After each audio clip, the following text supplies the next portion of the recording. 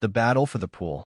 Have you ever watched a moment so absurd, so steeped in petty betrayal, that you couldn't decide whether to laugh or scream? That's exactly how I felt standing in my backyard, staring at a crowd gathered around my private, palmy sanctuary decked out with banners, balloons, and a news crew like it was the 4th of July. The local HOA president, Deborah Mitchell, stood at a podium, her voice booming about a community wellness center, while the state governor, Edward Thornton, nodded beside her, gold scissors gleaming in his hand. They were about to cut a ribbon to claim my pool, built with my own hands for my son, Tommy, who'd been gone 8 months. But when I stepped forward, a single piece of paper in my hand, the governor's face drained of color. "Mr. Harper," he stammered, "I'm so sorry. I had no idea." Deborah's champagne glass slipped, shattering on the tiles. The crowd froze, and I knew this fight was just beginning. The afternoon sun poured through my kitchen window, casting shadows across the floor where Tommy used to skid in his socks, laughing as he drove me up the wall. I was mending a picture frame cracked again when the noise hit me, voices, loud and unfamiliar, coming from my backyard. My hand shook as I set the frame down. Tommy's pool, where he'd learned to swim, where he perfected his backflip just days before the accident that stole him from me, was now a stage for strangers. A banner screamed Community Wellness Center groundbreaking, though they'd misspelled community. Deborah, in her crisp blazer, was mid-speech, gesturing at my pool like it was hers to give away. Beside her, Governor Thornton looked polished, ready for the cameras. News crews and neighbors milled around, trampling the space where Tommy's laughter still echoed in my mind. I grabbed the deed from my counter, the one proving the pool sat entirely on my land, built in 2006 with my inheritance from my grandfather. Every tile, every filter, was chosen for Tommy's 10th birthday. The HOA had never paid a dime. Rage surged, but I forced myself to be calm. Stepping outside, I said, "There's been a misunderstanding." The crowd hushed. Governor Thornton's eyes locked on the deed, and his confidence crumbled. "Mr. Harper," he said, voice trembling. If I'd known, Deborah's glass hit the ground, the crack echoing like a gunshot. The governor's apologies drowned in the silence as I held up the deed, my name clear as day. But this was no accident. Deborah had planned this, and she'd just picked the wrong man to cross. A month earlier, Deborah had knocked on my door, all smiles, with a folder of architectural plans. "James," she'd said, "this pool could transform our community." She spoke of kids needing swim lessons, seniors needing exercise, painting it as a noble cause. I almost considered it until I saw her plans. A commercial complex, complete with a snack bar and parking lot, would erase Tommy's diving board and cover his custom tiles.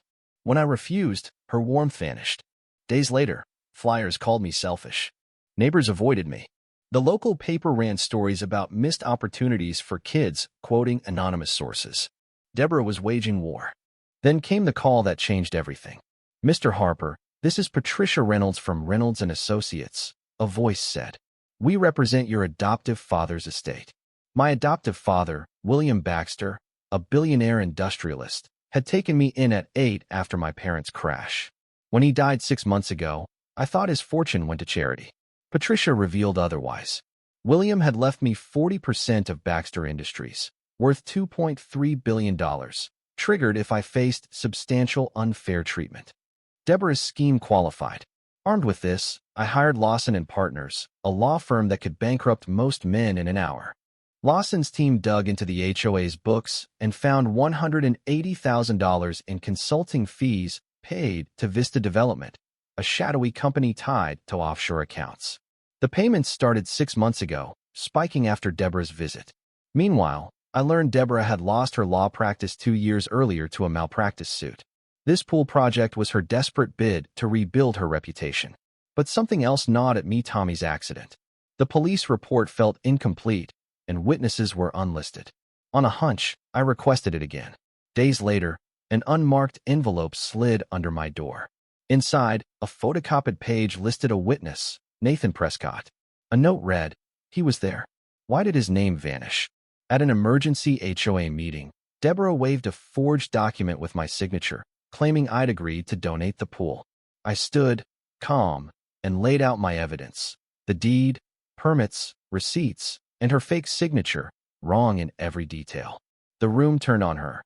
"You don't understand," she shrieked. This community needs this. Her desperation exposed her. But Nathan Prescott's name haunted me. A detective, swayed by my new influence, sent supplemental files. They revealed a second Cara Black Mustang racing Tommies that night. Witnesses saw a young man, Nathan, at the scene, vanishing before police arrived. A grainy video showed him on a phone, frantic. Nathan was the son of Judge Henry Prescott, who'd signed Deborah's injunction to seize my pool. The truth hit like a sledgehammer.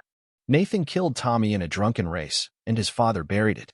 Judge Prescott was also aiding Deborah, linking the crimes. As I processed this, police arrived with a seizure order from Prescott. I didn't resist, but I vowed justice.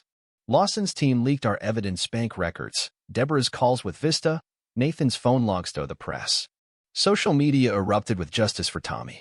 A leaked confession from Nathan's girlfriend sealed it. He admitted everything, detailing his father's cover-up. Governor Thornton, who'd praised the pool project on TV, distanced himself, forming a task force to save face. Deborah's house became a circus, news vans circling as she unraveled. Arrests followed at dawn. Judge Prescott got 15 years for obstruction. Nathan got 25 for second-degree murder. Deborah, cooperating, got 7 years for corruption and conspiracy, ordered to repay every cent. At a hearing, I revealed I owned 60% of Vista Development, the company bribing Deborah. I'd let her scheme unfold to expose them all. Your Honor, I said, I'm firing Vista's executives and turning it into a charity for families who've lost children.